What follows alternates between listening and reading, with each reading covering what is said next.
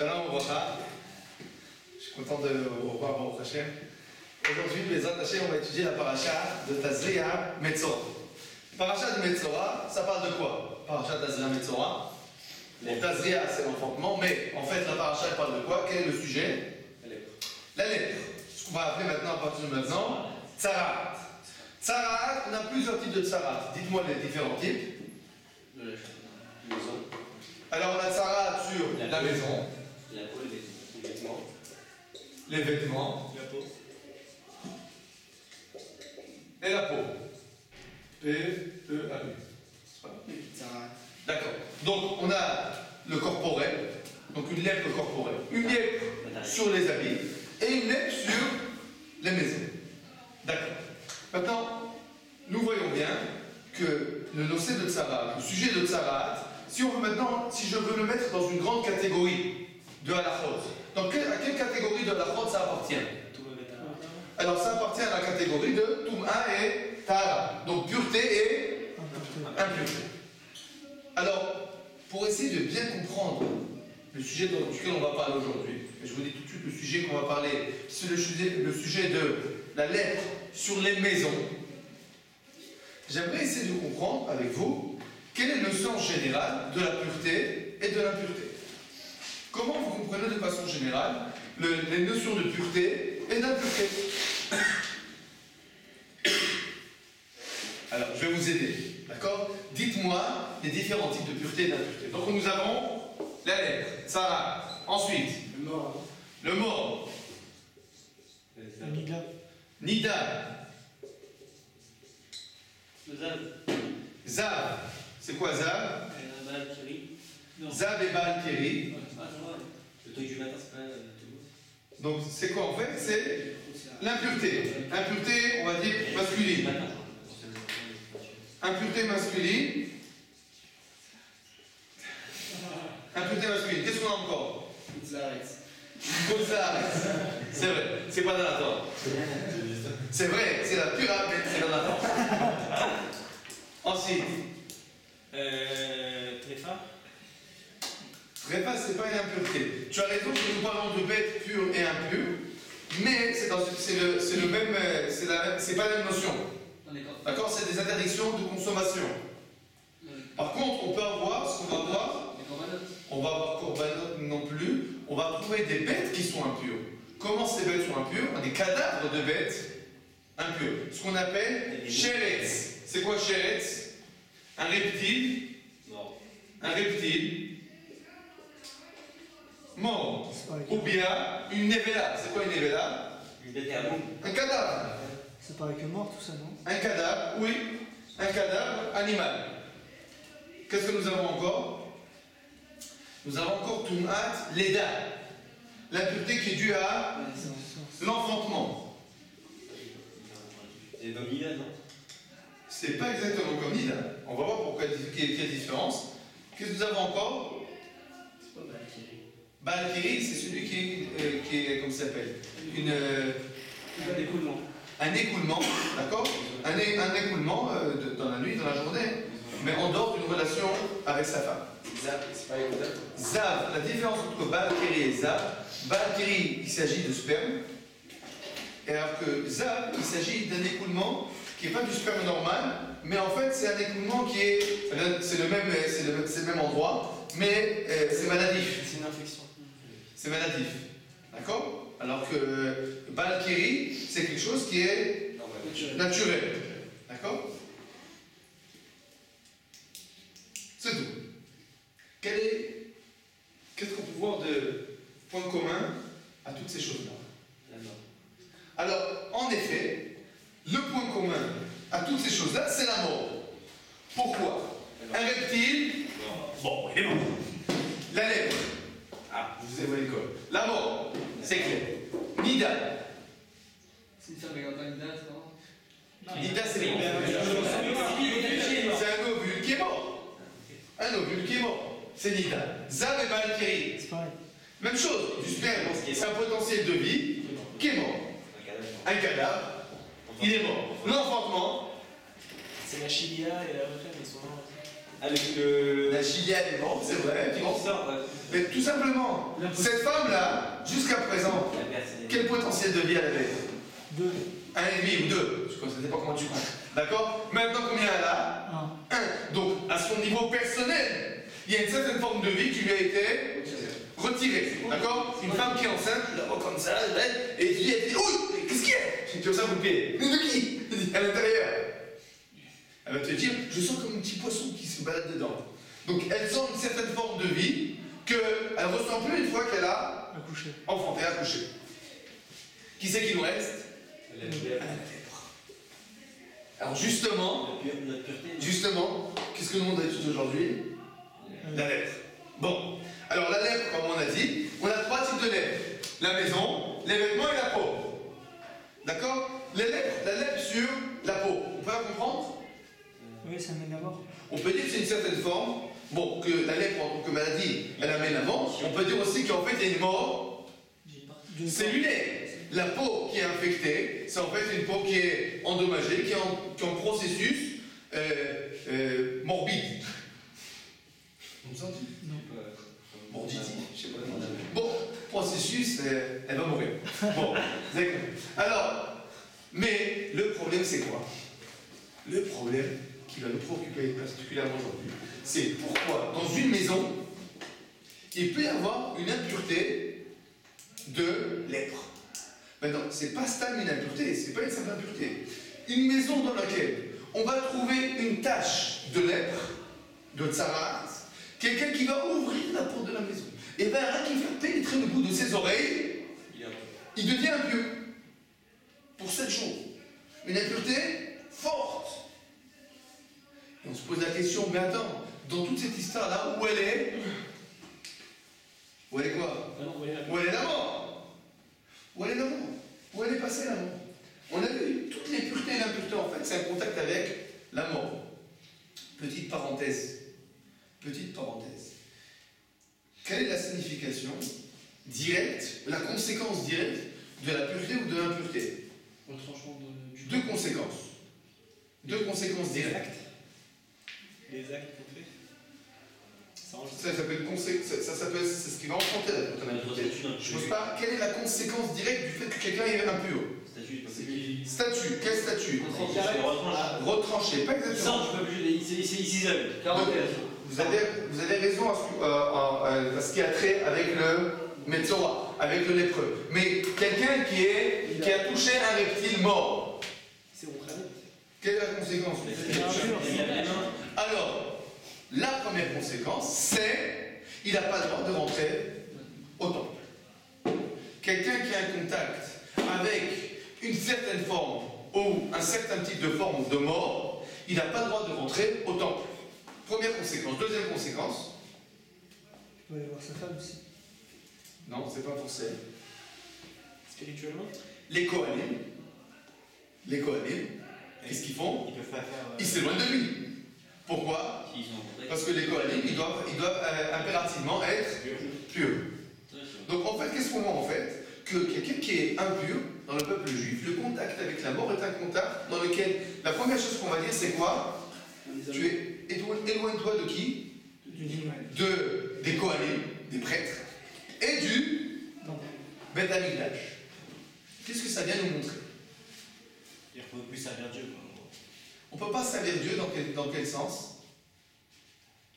En effet, c'est-à-dire qu'il y a un problème avec le contact avec le service divin. Le service divin ne peut pas se faire dans le contact avec la mort. Le service divin, c'est un contact dans la vie.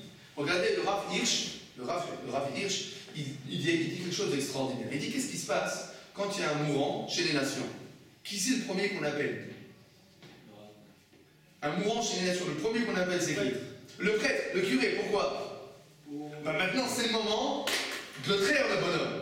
Tu vas comme ça s'appelle, tu vas expier toutes tes fautes, etc., etc. C'est le moment où on va appeler le curé. Pourquoi? Le bonhomme il est complètement... Il est affaibli, d'accord? Il est au bout, il voit, comment ça s'appelle, l'épée du Satan au-dessus de sa tête, et il est tout, comme ça s'appelle, tout penaud, tout apeuré, il est prêt à écouter le curé. Qu'est-ce qui se passe chez les Juifs? il y a un bonhomme qui est mourant, la première chose qu'on dit c'est quoi? Évacuez les Kohanim. Faites sortir les prêtres. Attends une seconde, mais c'est le meilleur moment. Si maintenant on ne va pas l'attraper, quand c'est qu'on va l'attraper ce poisson-là? C'est le moment d'attraper. Et qu'est-ce qu'on dit chez nous? Non, non, non. Quelqu'un qui est mourant, faites sortir le prêtre. Pourquoi? Pour qu'il soit clair, explique le Rav Hirsch, que le contact avec Dieu, c'est un contact qui vient dans la joie et dans la vie. Akadosh Baruch Hu ne nous attend pas au tournant quand nous sommes mourants. Il ne veut pas de nous quand nous sommes mourants. Il veut de nous quand nous sommes vivants. Entre parenthèses, même chose pour venir en Israël. C'est pas la peine de faire venir des cadavres en Israël. Il faut venir avec les deux pieds debout. Bezrat Hashem. D'accord? C'est la même chose. Comment on appelle Eretz Israël? Eretz Hachaim, la terre de vie. Pourquoi? C'est pour nous dire tout simplement, Akadosh Baruch Hu, il veut nous voir ici. C'est pas le plus grand cimetière du peuple juif, Eretz Israël. Eretz Israël, c'est l'endroit où le peuple juif il est censé vivre. Même chose, le contact avec Dieu, au Beit Hamikdash, au temple, le contact avec le prêtre juif, c'est un contact comment? Dans la vie, dans la joie. C'est là qu'Akadosh Baruch Hu il veut nous voir. Quand nous sommes sur nos deux pieds, que nous sommes vaillants, que nous sommes forts, que nous sommes joyeux, là Akadosh Baruch Hu il dit, je veux te rencontrer. Viens dans mon temple. Va voir mes prêtres. D'accord? Donc, c'est la signification générale de toute la pureté et l'impureté. Le contact avec la mort équivaut à l'éloignement d'Akadosh Baruch Hu. On a tout compris sauf la lèpre, et particulièrement la lèpre des vêtements. La lèpre des vêtements, c'est plus facile à comprendre, parce que la lèpre des vêtements, on peut dire en fait, c'est simplement ça propage de la peau, ça propage sur le vêtement. La lèpre de la maison, elle a des halachot vraiment différentes en plus de la lèpre du corps. Et comme on l'a dit, c'est une lèpre avec beaucoup de conséquences. Celui qui va rentrer dans la maison va devenir complètement impur. Première question claire? Oui. Donc celui qui va rentrer dans la maison, il va devoir être retranché du camp. Oui. C'est aussi qu'il est mort quelque part. En effet, mais là, on n'a pas compris pourquoi. C'est pas qu'il a un contact avec la mort. Là, tout ce qui va nous retrancher du camp, c'est un contact avec la mort. Si j'ai un certain contact avec la mort, je dois prendre mon retrait, je ne peux pas avoir contact avec Akadosh Baruch Hu. Je viens avec Akadosh Baruch Hu quand je suis en joie. Quand j'ai vu un cadavre, ça me dégoûte, un cadavre animal, ça me dégoûte, ça m'amène à me dire, la vie est triste, tu te rends compte, des bêtes elles meurent, etc. Ne va pas autant maintenant. Prends du temps, calme-toi, quelques jours, va tremper au mikvé, reviens un peu à, comme ça s'appelle, à toi-même, à ton punch, et reviens au bêta. Une question. Oui. Vous avez dit par rapport à l'exemple avec le mort, qui avait le curé d'un côté et nous les Kohanim on les a évacués. Et c'est par rapport au curé ou au cadavre qu'on dit ça? Non, ça veut dire que si tu veux, là, le judaïsme, si tu veux, il voit le contact entre l'homme et le prêtre, pas un contact au travers de la mort. C'est-à-dire que le moment de rencontrer un Kohen, c'est pas comme un cadavre à la maison. Quand j'ai un cadavre à la maison, le Kohen ne peut pas rentrer. D'accord? C'est clair? Première question. Donc première question, on veut comprendre quelle est la signification de Tsarat à Baït. En quoi il y a une certaine mort dans Tsarat à Baït. Deuxième point. Regardez devant vous, vous avez dans les Dapé Mekorot, regardez Mara Yoma Daf Yudbet. Donc à la ligne 12. Uva Asherno Abayt. Donc la Gemara nous rapporte le passage qui dit que celui qui a sa maison et qui voit la lèvre, il va amener les Kohanim, etc. Tania, là, dans le texte, il y a marqué que la maison est en héritage. Qu'est-ce que cela veut dire? Ad Shir Beshu Otav, jusqu'à que la terre soit conquise. Kavshu Otav velo chalku ale shvatim, chalku le shvatim velo chalku ale bet avot, chalku le bet avot ve'en kol echad makir et shelo minayin. C'est-à-dire, nous pouvons habiter en Eretz Israël dans plusieurs situations, dans plusieurs matzadim. Premier matzah, comme ce qu'on a aujourd'hui, chacun il habite où c'est qu'il veut. Où qu'il veut, il va, il habite, il achète une maison. Mais, dans le principe, c'est pas comme ça qu'on est censé habiter. Tu es censé venir, tu descends de l'avion, et là, d'accord? Tu reçois l'agence juive. Et tu lui dis, sors ta carte d'identité. Il dit, d'accord. Il dit, quel chevet tu es? Ah, toi, t'es chevet. Bon, on va dire, t'es chevet Lévi, pas de bol, pas de maison. Bon, alors, mais si t'es chevet, par exemple, un de tous les autres shvatim, on va te dire, ah, t'es chevet Naphtali, t'as droit à une parcelle de terre au nord du pays, au sein de la tribu de Naphtali. T'arrives à la tribu de Naphtali, tu dis, on m'a dit j'ai une parcelle de terre. Dis, attends une seconde, ressors ta carte d'identité. Bon, c'est qui ton père? Oui, d'accord, Carbac, mon père. Je veux savoir à quelle famille tu appartiens dans la tribu de Naphtali. Bon, tu arrives là-bas, tu dis, bon, c'est bon. Non, une seconde. Dans la famille, il y a des branches. Bon, finalement, ta parcelle de terre, elle est ici. Et chacun a sa petite parcelle de terre. D'accord? Donc finalement, à partir du moment où chaque juif appartient, donc on a 12 shvatim, chacun a un endroit spécial. Quand on sait que la lèpre va apparaître seulement dans le cas où toute la terre a été conquise et que chacun des juifs a reçu sa parcelle propre. Mais pas dans le cas où la terre a été conquise, mais chacun des juifs n'a pas sa parcelle propre. Ça veut dire, aujourd'hui, pourquoi il n'y a pas de lèpre? Réponse, tout simplement, parce que nous n'habitons pas dans nos parcelles propres. Aujourd'hui, j'habite à Kochaverko, mais je ne sais pas si je suis du Shevet Binyamin. Peut-être que je suis du Shevet Yehuda, ou un autre Shevet. A priori, je suis même de Yehuda, je sais que je suis de Yehuda. D'accord? On parle de toutes les lèpres. On parle de... Toutes les lèpres, pourquoi c'est des maisons qui deviennent... On parle des lèpres de... Comment ça s'appelle? C'est que la lettre des maisons. Ah non, toutes les lèpres. Ah, toutes les lèpres. Toutes les lèpres. On dit que la lèpre c'est mauvais.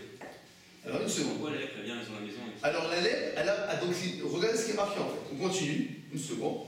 Talmud Loba, on va à Cher Lo Abayt. Et il viendra ce qui à la maison est à lui. Comment ça à lui? Lo Mish Miuchad Lo. La maison qui lui est propre. Yatsa. Et donc, chez Miuchadim Lo. Donc, ma maison à Kochaverko, c'est pas la maison où tu peux dire, bon, écoute, tu es du Shevet Yehuda, tu appartiens à telle famille, telle famille, telle famille, donc c'est ta maison. Non, c'est pas ma maison, c'est une maison que j'ai achetée. Mais c'est pas ma maison. D'accord? Donc, aujourd'hui, pourquoi on n'a pas de lettre? On n'a pas de parcelle spécifique. Si une personne habite sur sa parcelle, mais les autres non. Ça ne suffit pas. Il faut que tout le peuple juif habite sur sa propre parcelle. C'est l'idéal. C'est l'idéal. Mais la question qui se pose, c'est quoi? Si c'est l'idéal, pourquoi la lèpre? Si c'est l'idéal, pourquoi la lettre? Très bien. Et une autre question qui se pose. C'est impossible. Dites-moi, pourquoi la lettre est bien? Pour le mal, parce que Nous savons qu'en gros, une des raisons principales que la lettre vient, c'est pour la médisance. De la Shon. Ah, et je vous pose la question. En France, on ne dit pas de médisance? Oubliez la France, parce que vous êtes comme ça vous chauffe trop. En Angleterre, on ne dit pas de médisance? on connaît pas. Ah, on ne connaît pas. Bon, d'accord. Bon, a priori, les hommes sont ce qu'ils sont. Il y a de la médisance qui se dit partout. Alors pourquoi d'accord en Eretz Israël? Pourquoi seulement en Eretz Israël? Une fois qu'on a séparé, qu'on est 12 tribus, que chaque tribu a reçu sa famille, etc., chacun sa propre parcelle, seulement à ce moment-là, il y a la lettre. Si ça vient sur la médisance, ça devra apparaître partout. Parce que c'est la galoute. Partout. Mais alors, si c'est la galoute? Au contraire, il devrait y avoir deux. Oui. Parce que la lèpre, c'est comme un tikkun et il faut être méritant pour avoir un tikkun. Il faut être méritant pour avoir un tikkun. Bien fait. On verra une autre réponse, mais c'est une jolie réponse que tu dis. Il faut être méritant pour avoir un tikkun. Même recevoir la possibilité de s'améliorer, c'est déjà une chance. Bien fait, mais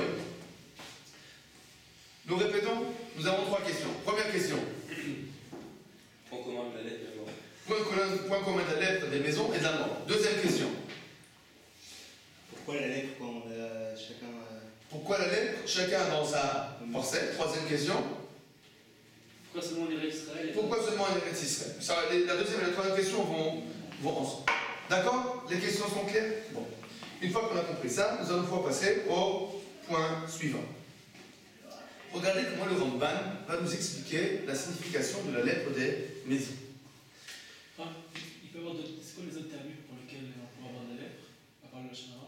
Alors, il y a le Lachon Hara, il y a Gilui Arayot, Shlichut Damim, il y a. Comment ça s'appelle? Il y a le. Non. Quelqu'un qui est la mesquinerie, quelqu'un qui est mesquin. Il donne des cartouches chez lui, il donne rien à personne d'autre. Alors, de temps en temps, il y a un peu de lèvres, qu'est-ce qui se passe? Il faut sortir, qu'il sort toute la maison dehors. Et tous les voisins disent: mais tu m'avais toujours dit qu'il n'y avait pas de marteau à prêter, je crois que t'en as 5. C'est le rabbin, ça, non? Hein? Oui, le ratinerie, mesquinerie en français. Non, parce que c'est un qui. C'est quel âge? Il se plaint. Ouais, il Non, fait. ça c'est le skin, ça c'est en tunisien, ça c'est pas en français. Non, c'est-à-dire que les gens ne savaient pas pour quelle raison, les gens de l'extérieur, ils ne savaient pas pour quelle raison telle a eu la lettre. Pas forcément. Pas forcément. La raison principale, c'est la médisance, mais pas forcément. Il y a en effet d'autres raisons.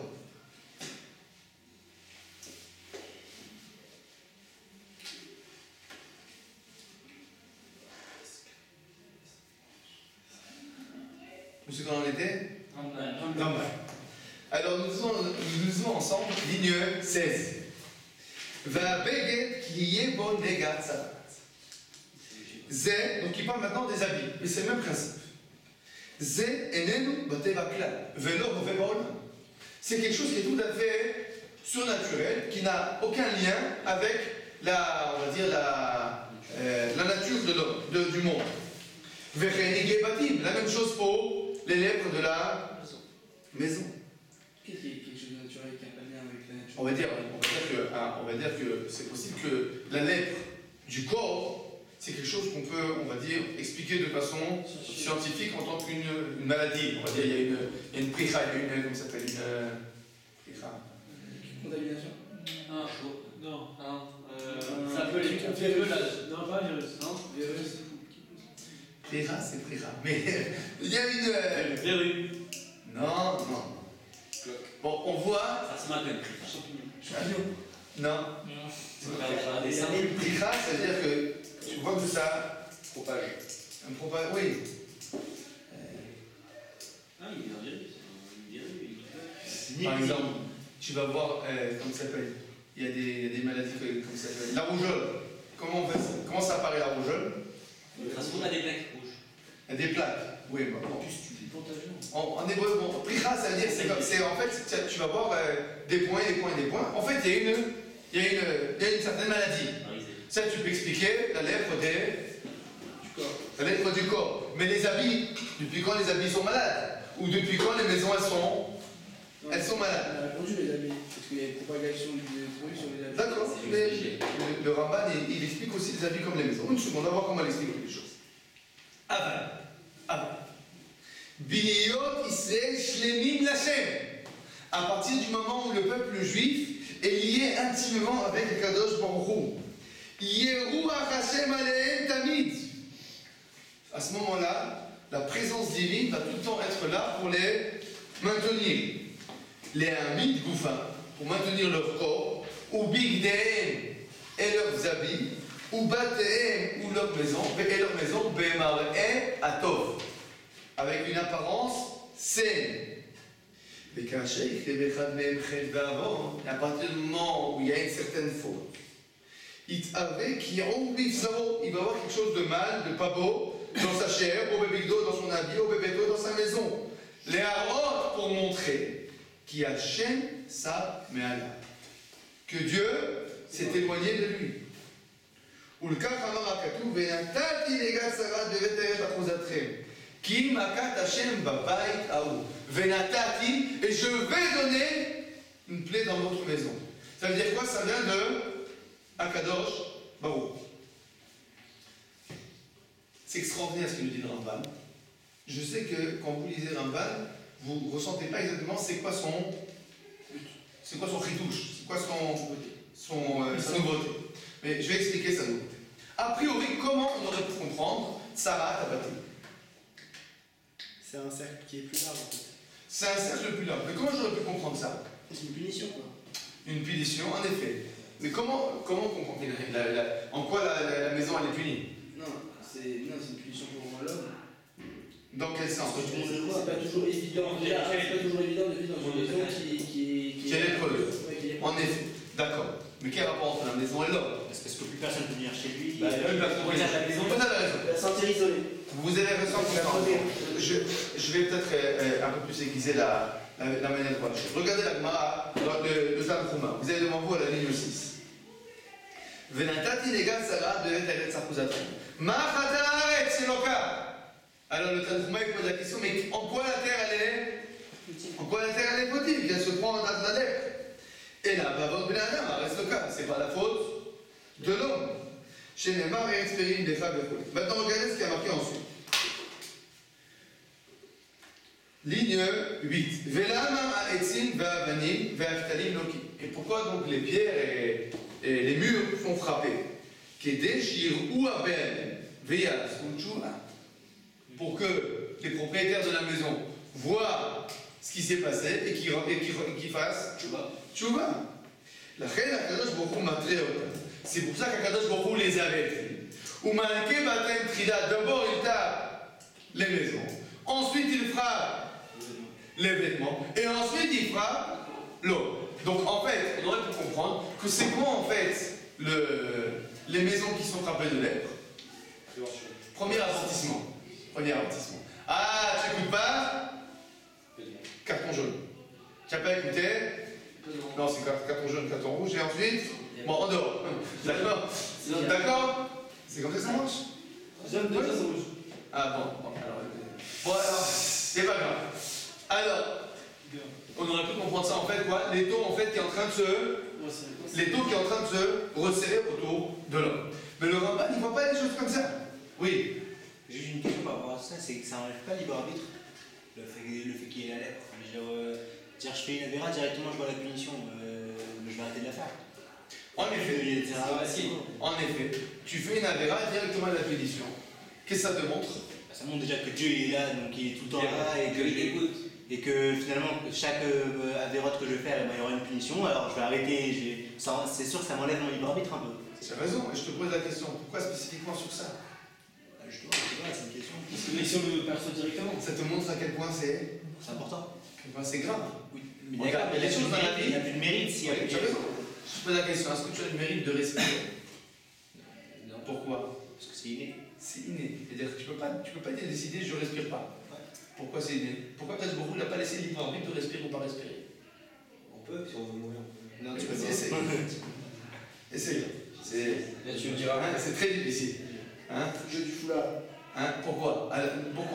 Parce que finalement, il y a des choses qui sont, on va dire, tellement primordiales, tellement importantes, que sur ça, Kadosh Baruch Hu, il n'a pas laissé de libre arbitre. Donc si tu vois qu'il y a quelque chose que Kadosh Baruch Hu n'a pas laissé de libre arbitre dessus, ça veut dire quoi? C'est-à-dire que cette chose-là, elle est primordiale. Où c'est qu'on voit une chose que Kadosh Baruch Hu n'a pas laissé de libre arbitre? Donne-moi un exemple célèbre dans lequel Kadosh Baruch Hu, il n'a pas laissé le libre arbitre.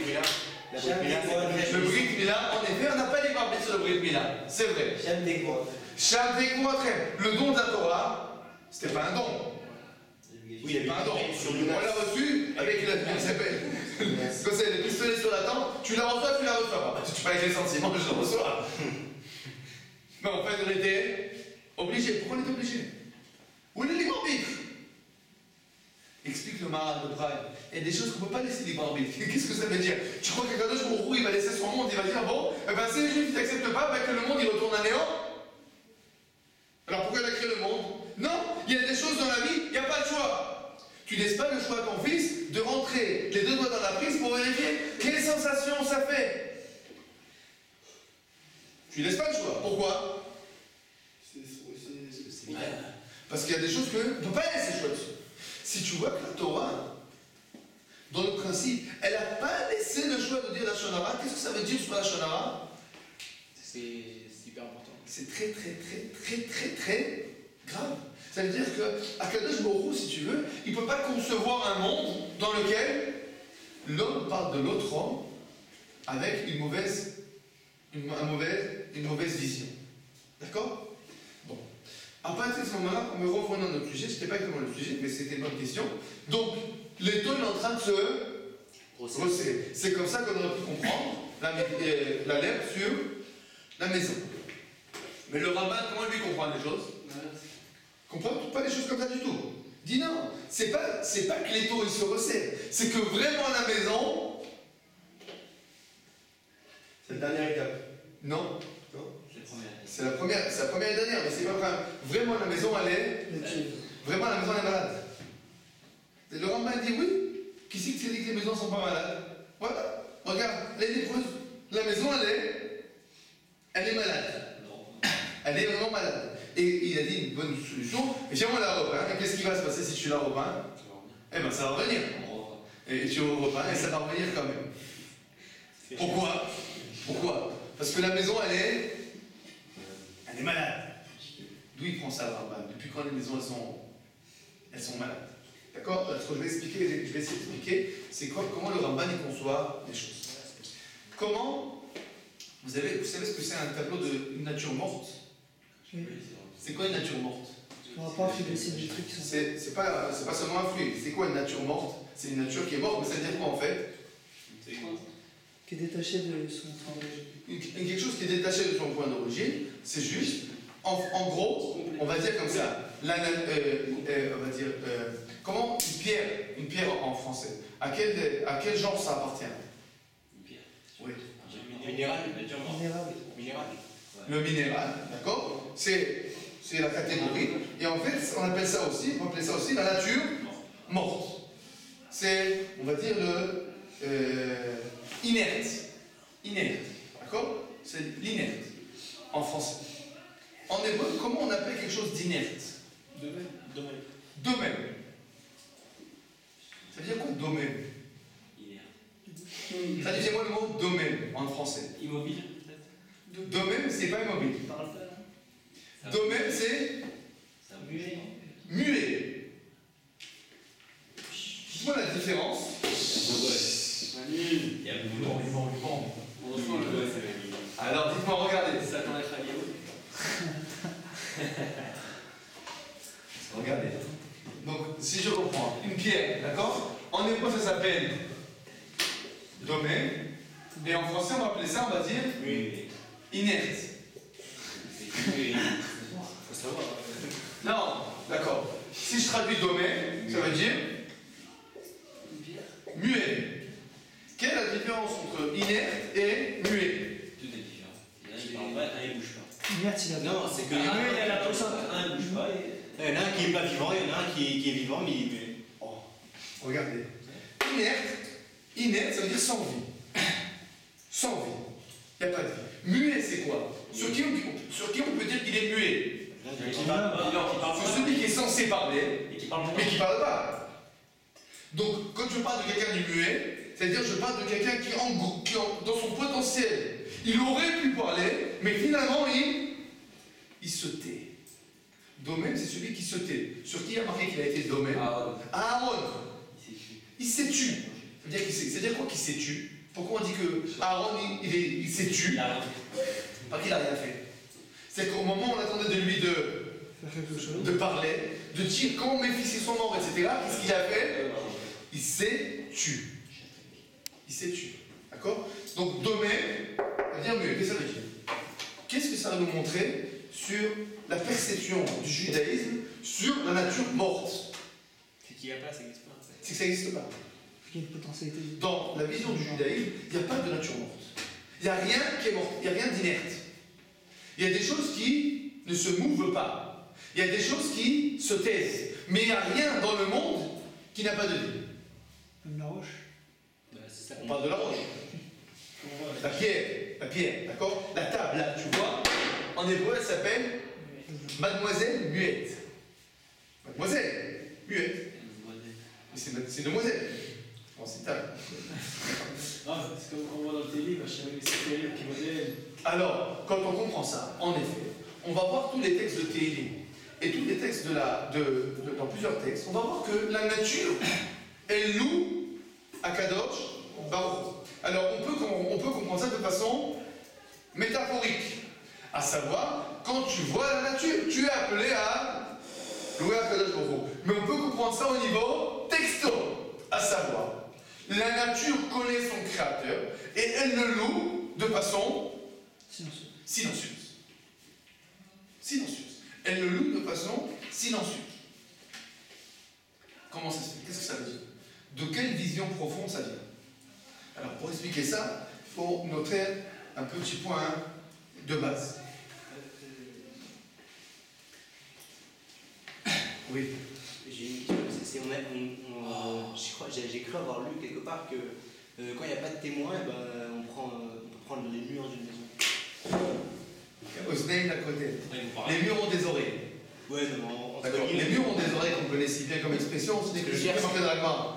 D'accord? C'est une expression qui est dans la Gemara. Osneim à côté. Les murs ont des oreilles. Mais c'est un autre principe. C'est pas le. D'accord? Non, on n'a pas dit qu'on peut pas. On n'a pas dit qu'il parle. D'accord? Mais revenons à notre sujet. Regarde. Il y a quelque chose qu'on oublie. Qu'on oublie dans notre train-train habituel. On oublie quelque chose de base. À savoir qu'il n'y a rien dans ce monde-ci qui peut tenir, ne serait-ce qu'un instant, sans la volonté divine. Si un instant, Akadosh Baruch Hu arrête de vouloir que le monde existe, à ce moment-là, instantanément, le monde redevient rien du tout. Pas poussière. Poussière, c'est quelque chose. Rien. Rien. Maintenant, qu'est-ce que ça veut dire que le monde devient rien? Ça veut dire que finalement, chaque chose que tu vois dans ce monde, il y a la volonté divine qui lui dit existe. Existe. Cette table-là que vous voyez, elle existe par la volonté divine à ce moment-là, particulièrement. Je vais vous donner une preuve de ce que je dis. On va aller en physique. D'accord? Cette table-là, elle existe ou elle n'existe pas? Elle existe La matière, c'est la matière. Elle existe à 1%. Elle existe à moins de 1%. Parce que c'est 99% du Elle existe à moins de 1%, à savoir il y a 99% de vide dans un atome. et quelques de vide dans chaque atome. D'accord? Ça veut dire que ce que nous voyons dans notre vie à nous aujourd'hui, on voit un atome. On voit quelque chose qui a l'air entier. Mais en fait, dans la réalité physique concrète, c'est quoi? Du vent. D'accord? Quand nous, on voit qu'à une certaine vitesse, donc nous, on voit quelque chose de... Prenez un ventilateur, par exemple. Les trois pales du ventilateur, quand elles tournent, qu'est-ce qui se passe? On a l'impression que c'est entier. Les électrons, ils tournent très vite autour du noyau. Donc on voit en fait quelque chose de... Comment ça s'appelle? On voit une sphère. Mais en fait, si on regarde de façon plus profonde, cette sphère, en fait, c'est quoi? C'est du vide. Tu as le noyau au centre, quelques électrons qui tournent autour, et un vide total. D'accord? Le monde, comment il tient? Bon, là, il y a la force centrifuge qui fait tourner les électrons autour de chaque noyau, et tu as des forces, ensuite tu as des cohésions entre les molécules, etc.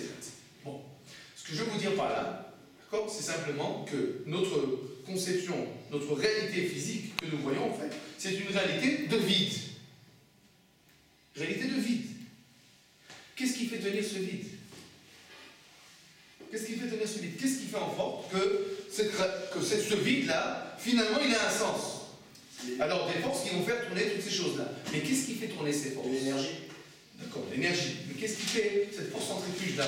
Pour qu'il y ait de la force centrifuge, il faut qu'il y ait quelque chose qui fasse bouger au début. Les lois naturelles. Hein? Les lois naturelles. Les lois de la nature, d'accord. Et ces lois de la nature-là, qui c'est qui va les faire, en fait, pousser? D'accord? Cette force centrifuge qui fait bouger. D'accord? On ne sait pas d'où ça vient. Ce que nous regardons en physique, c'est quoi? On va décrire une réalité, les lois de la physique, c'est la description de la réalité que nous voyons. Vous êtes d'accord? Ce que nous décrivons en physique, c'est ce que nous voyons. On ne sait pas pourquoi ça marche comme ça et d'où ça vient. On comprend, il y a des choses, il y a des forces surnaturelles. Alors, comment les gens y croient pas? en physique, c'est pas la question de la physique. Ça, c'est justement la métaphysique. La physique, elle décrit ce qu'on voit. La métaphysique traite d'autres questions. La réponse métaphysique, Comment et pourquoi? d'accord? La réponse métaphysique, c'est la réponse métaphysique du Ramban, qui est en fait la réponse de la Kabbalah. C'est tout simplement de dire, regarde, le monde là que tu vois, qui est en fait du vide, ce qui le fait tenir à 5 instants, c'est quoi? C'est la volonté d'Akadosh Baruch Hu. À ce niveau-là, y a-t-il une différence entre cette table ou cet homme? Aucune. Parce que finalement, pour vivre, il faut qu'il y ait la volonté divine qui fasse tenir la table ou qui fasse tenir l'homme. Si vous voulez, quand on parle d'une nature, d'une inerte, ça veut dire quoi? Il n'y a pas de vie. Donc tu enlèves la vie ou tu donnes la vie, qu'est-ce que ça fait? Ça change rien, c'est inerte. Mais quand tu dis quelque chose qui est de même, ça veut dire quoi? Ça veut dire qu'il a un potentiel de vie. Ça veut dire que quoi? Que tu peux lui aussi lui retirer cette vie. Donc en fait, quand tu appelles la nature, le domaine, la nature tu l'appelles le muet, tu dis en fait, non, une seconde, il n'y a rien dans ce monde-ci qui tient sans qu'il y ait quelque chose qui le fasse tenir. Et ça s'appelle la volonté divine, qui fait tenir chacun. Maintenant, cette volonté divine, elle va faire tenir des choses de façon, on va dire, muette, des choses de façon, comment ça s'appelle, sommaire, qui se propagent. C'est quoi? Sommaire. Végétal. Le végétal, c'est quoi en fait? En hébreu, c'est pas végétal, végétal. En hébreu, ça s'appelle sommaire, celui qui pousse. Ça veut dire que, si vous regardez bien, en hébreu, on va séparer les choses en fonction de leur, on va dire, de leur expression. Il y a celui qui se tait, il y a celui qui est sommaire, donc qui pousse, tu as celui qui est chai, celui qui est vivant, d'accord? Et tu as le médavé, celui qui parle. C'est quoi Chai? Tout le monde vit. Hein? Oui, tout le monde vit. Oui, en effet. Le vivant, dans le sens, celui qui se déplace. On appelle Celui qui se déplace. Saumon cru, c'est Hein? Chai aussi. Non, c'est pas la salade. C'est pas la même chose. C'est la traille, c'est pas la même. D'accord. Bon. Pourquoi je vous ai raconté tout ça? Pour vous dire, en fait, regardez, la vision du Ramban, c'est qu'en effet, un mur, nous on a l'habitude de regarder le mur comme quelque chose de inerte. Mais en fait, le Ramban, il dit, mais pas du tout, le mur, il n'est pas inerte. Le mur, il est muet. Est-ce que c'est possible qu'un muet soit malade? Oui. C'est-à-dire que quelque chose d'inerte ne peut pas être malade, il est inerte. Mais quelque chose qui est vivant et qui se tait, eh bien oui, il peut être malade. Donc le Ramban, il nous dit, oui, le mur peut être malade. Pourquoi? Parce que qu'est-ce qui fait tenir le mur? Dieu. La volonté divine. Or, cette volonté divine, qu'est-ce qui se passe quand l'homme y faute? Elle se retire. La volonté divine se retire, qu'est-ce qui se passe? Le mur, il commence à, on va dire, il commence à dépérir. Mais là, le mur, il ne peut pas fauter. Hein? Le mur, ça. Non, pas la Non, faute de l'homme. le mur, il ne faute pas. L'homme, L'homme, il faute. Oui, d'accord, mais qui a pas. Une seconde. Là, c'est le Les deux grand. sont vivants, en fait. 100%, très bien. Parce que Le ridouche, parce qu'Hachem se déplace dans alors, le ridouche, c'est quoi? contamine. C'est que toute la création, elle dépend de l'homme. En fait, regardez, ça marche comme ça. La création, c'est comme ça. Il y a l'homme en haut. Ensuite, on a l'animal, végétal et domaine. D'accord? Maintenant, ce qui se passe, l'homme, vous voyez ça, debout de la pyramide.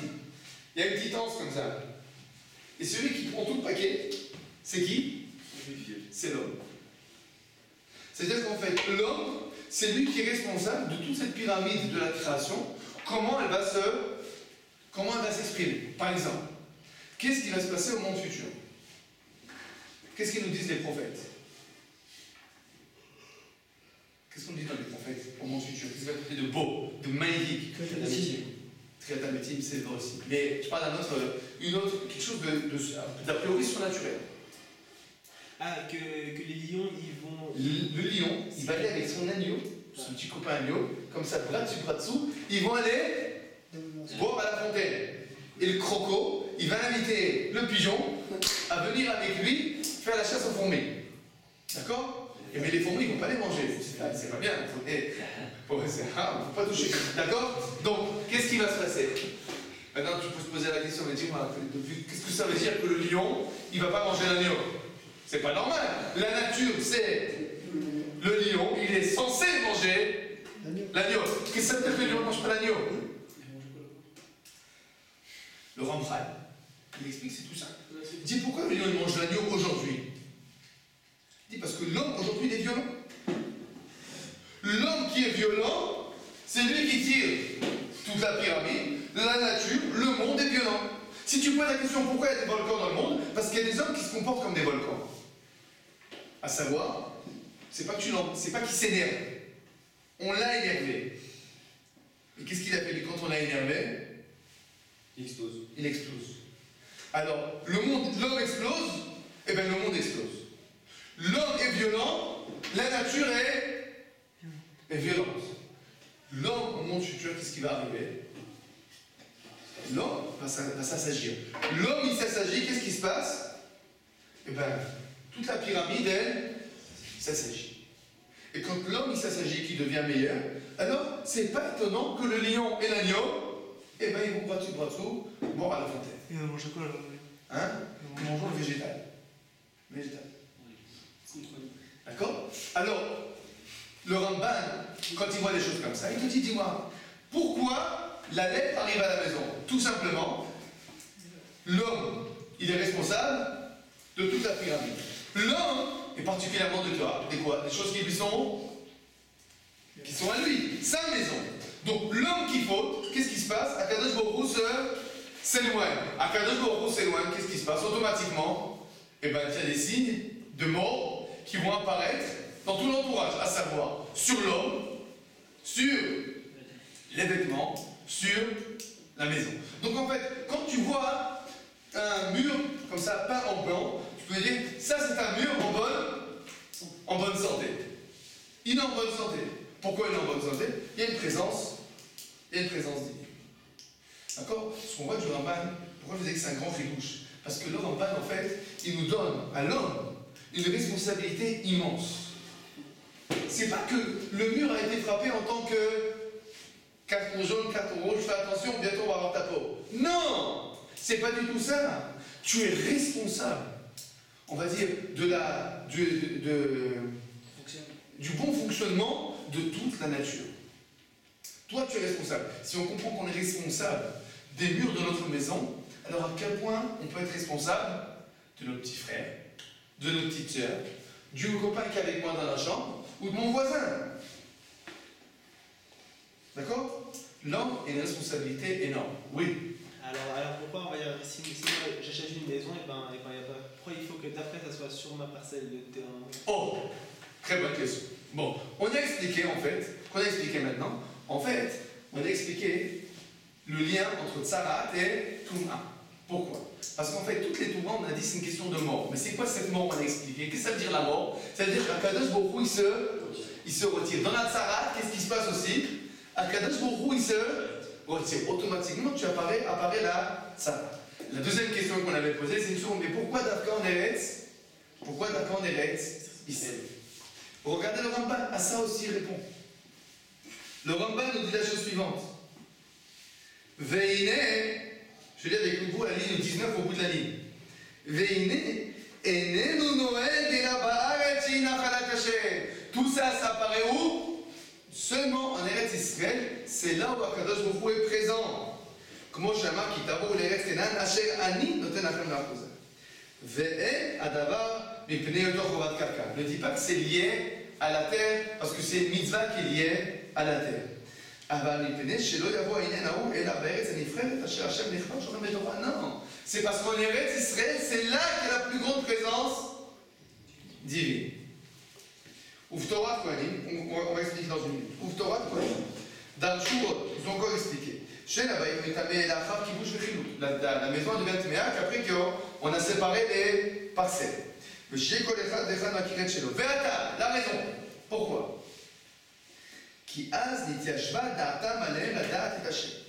Qu'est-ce qui se passe quand chaque juif trouve sa parcelle de terre? Alors, quand j'habite aujourd'hui à Kochav Yaakov et que j'ai une maison, tout le temps je peux me dire la chose suivante. Ma maison elle est trop petite, ma maison elle ne me plaît pas, je suis dans un mauvais quartier, c'est pas mon endroit, il faut que je trouve un autre endroit. Ce qui va me manquer en fait, même quand j'ai une maison, c'est un certain, on va dire, apaisement, calme. Maintenant, quand chacun a la parcelle de terre qui lui revient spécifiquement, qu'est-ce qui se passe?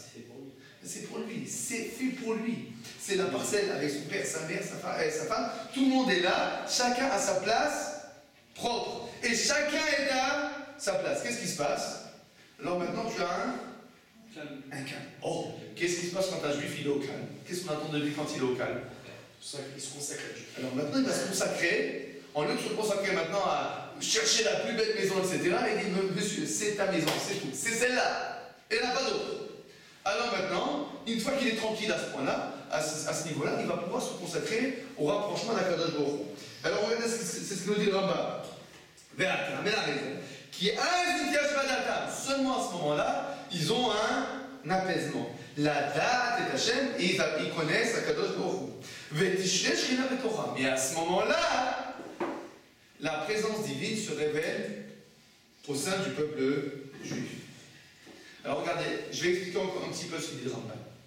Pourquoi c'est nécessaire que les 12 tribus soient là, etc., etc. En fait, le peuple juif, on va dire, c'est comme un organisme. C'est comme un corps. Un corps, comment il marche? Il a plusieurs cellules, plusieurs organes. Pour que tout marche, il faut que tout soit fonctionnel. Il faut que tout soit présent. À sa place. Que chaque chose soit à sa place. Donc en fait, quand le peuple juif, chacun a sa place, chacun a son endroit, les douches fatigues, chacun a la terre, etc., qu'est-ce qui se passe? Le peuple juif, il est à son, on va dire, à son apogée, à son summum. Quand le peuple juif est à son summum, à son apogée, qu'est-ce qui se passe? Il est capable de quoi maintenant?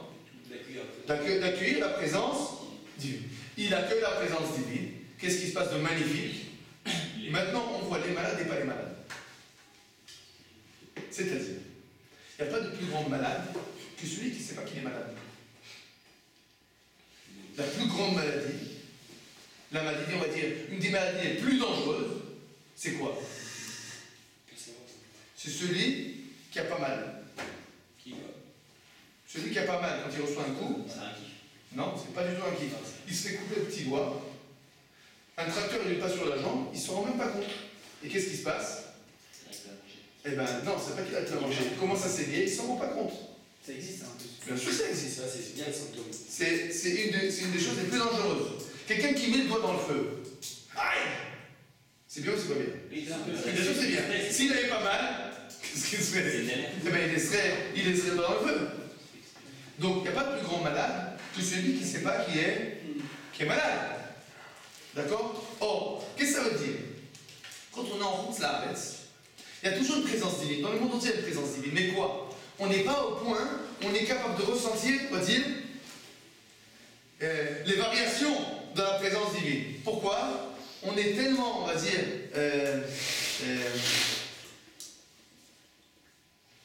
on est tellement abruti, pas dans le sens bête, dans le sens aveuglé. On est tellement inconscient de ce qui se passe, d'accord, que finalement, la présence divine, un peu plus, un peu moins, c'est pas quelque chose qu'on va ressentir. Quand le peuple juif arrive à son summum, qu'est-ce qui se passe? Maintenant, il devient sensible aux variations de la présence divine. Qu'est-ce qui se passe quand on devient sensible aux variations de la présence divine? Alors finalement, on arrive à un moment où on peut dire, regarde, là, la présence divine, elle s'amoindrit. Et qu'est-ce qui se passe? Ça va. Donc le peuple, pourquoi ça se passe justement en Eretz Israël, quand le peuple juif est chacun à sa place? C'est en fait, c'est le moment où le peuple juif est, on va dire, se vit de façon pleine, vit de façon saine. Quelqu'un qui vit de façon saine, alors il va ressentir, ah, je manque un peu de sucre là, j'ai besoin de boire, je manque d'eau. Quelqu'un qui, par exemple, qui manque d'eau et qui ne s'en rend pas compte. C'est bien ou c'est pas bien? C'est pas bien. Quelqu'un qui est sain, il sent qu'il manque d'eau. Donc, finalement, pourquoi ça se passe justement en Eretz Israël et justement quand chacun dans sa parcelle? À savoir, quand le peuple juif est à son summum, c'est seulement à ce moment-là qu'il ressent pleinement la présence divine. On voit de nouveau, on va dire,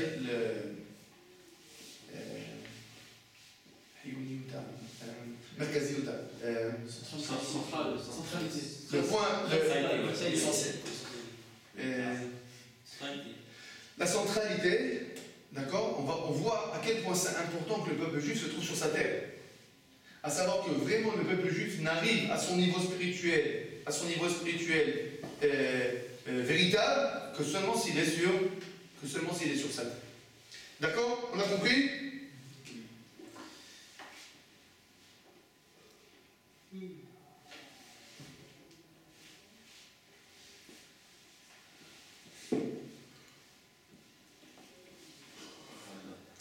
On va s'arrêter là. Je pense qu'on peut allonger encore, il y a encore d'autres migrations par mois. Mais je pense que les deux points sont importants à comprendre. Je répète ce que nous avons vu de façon succincte.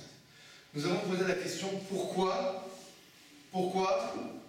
Akadosh Baruch Hu, quel est le sens de la tzara? Nous avons répondu à partir du Ramban une réponse très importante, à savoir l'homme est responsable de la nature. L'homme est responsable jusqu'au niveau des pierres. Comment elles vont réagir? Imaginez-vous cette image. Si on est vraiment pleinement conscient de ça, quelqu'un qui a envie de s'énerver et qui se dit attends une seconde, si moi je deviens un volcan, maintenant ce qui va se passer au Japon, il y a 10 personnes qui vont périr. Parce que comme moi je suis volcan, le monde il est volcan. Alors comment la personne elle, se comporte maintenant? Comment elle se comporte? Si on était conscient de ça, Ça s'agit. hein, on s'agit. Ça veut dire qu'on a une grande difficulté, nous, en tant qu'êtres humains, à comprendre à quel point nous sommes véritablement responsables du monde entier. Tous les hommes. Tous les hommes. Chaque homme a une puissance extraordinaire. Chaque homme a une puissance extraordinaire. Vous connaissez l'effet papillon? On changera un truc dans le passé, dans le futur, ça va devenir un. Non. Pas dans le passé, dans le futur, pas forcément. Mais le principe, c'est quoi? L'effet papillon. Si tu dis, tiens, un papillon qui fait comme ça, à côté, comme ça s'appelle, en Guinée, et en Australie, tiens, un ouragan. D'accord? C'est un principe, comme dit beaucoup en météorologie, à savoir qu'un petit changement quelque part peut entraîner un énorme changement autre part. Alors, nous aussi, on parle d'effet papillon. Chaque juif, chaque homme, c'est un papillon. Mais on sait de façon claire que c'est un papillon que quand lui bouge les ailes, ben, véritablement, ça fait des volcans. Véritablement, ça fait des ouragans. Maintenant, ça peut être ou des ouragans, ou des choses magnifiques. Le rapport qui dit, un juif qui pense une bonne pensée à un bout de la planète, ça va faire qu'un autre juif, ou un goy, à un autre endroit de la planète, c'est pour ça qu'à ce moment-là, il va se dire, peut-être que je ferai une mitzvah. D'où ça lui vient ça? Peut-être que je ferai une mitzvah. Pourquoi finalement, à un moment ou à un autre, il en dit, peut-être que je vais à la chou maintenant. Pourquoi? D'où ça lui vient? Il dit parce qu'il y a un juif à un autre endroit. Il a pensé une bonne pensée. Effet papillon. L'homme, il est au sommet de la nature. L'homme, ça s'agit, la nature, ça s'agit. C'est un principe très très important à comprendre. Vraiment, si on sort de ce chiot, en comprenant, on va dire, comprendre, on peut le comprendre. Ce qu'il faut, c'est pas seulement le comprendre, c'est en être conscient. En être conscient de l'impact de nos actes, alors automatiquement nos actes, ils seront beaucoup plus réfléchis. Le Ramban nous dit, l'homme est responsable de la santé de sa maison. S'il s'élève, sa maison est saine. S'il baisse, sa maison, ça baisse. Premier point que nous avons vu. Deuxième point que nous avons vu,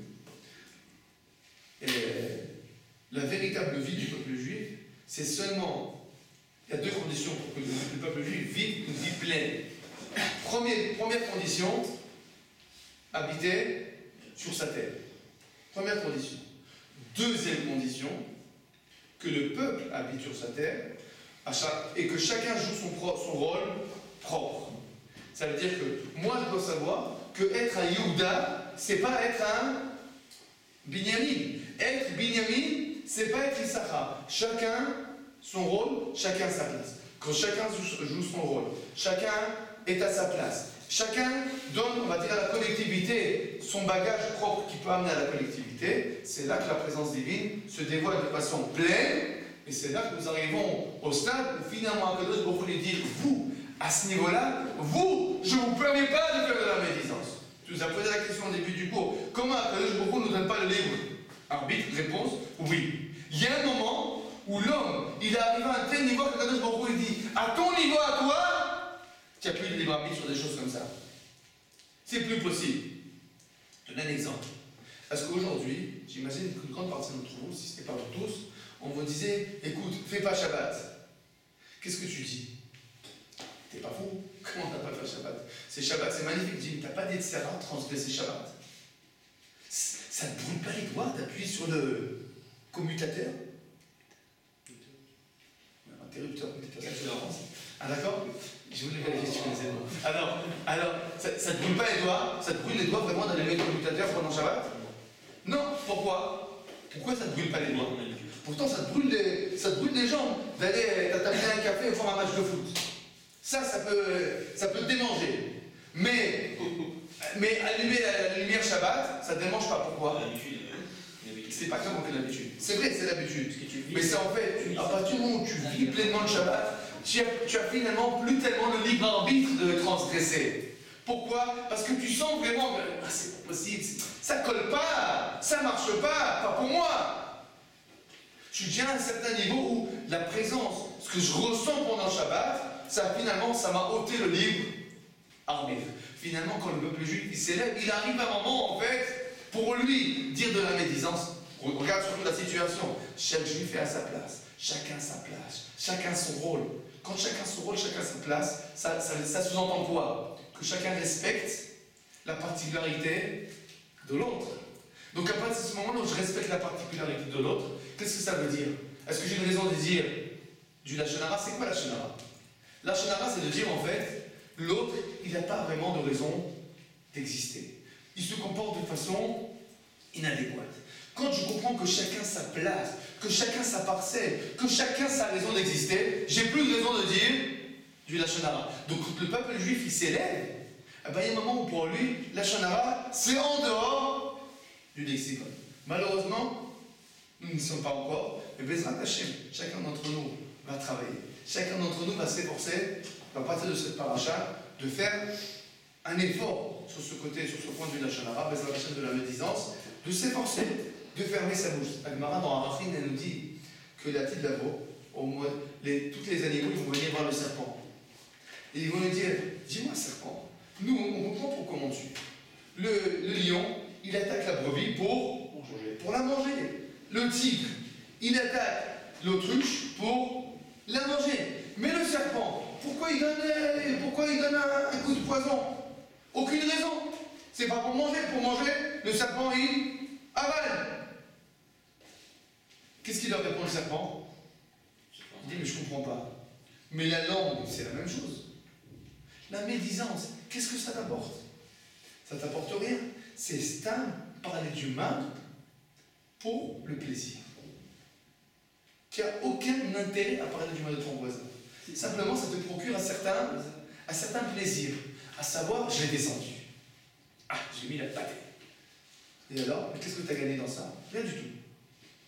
Et donc, on voit en fait que finalement, ce Yetzara de la médisance, c'est un Yetzara qui est en fait vain, nul, aucun intérêt. C'est pour ça que finalement, quand le peuple juif il augmente de madriga, alors que d'autres mots il dit, ça c'est déjà plus pour vous, Bezrat Hashem, que nous arrivons à cette madriga. Amen, ve amen.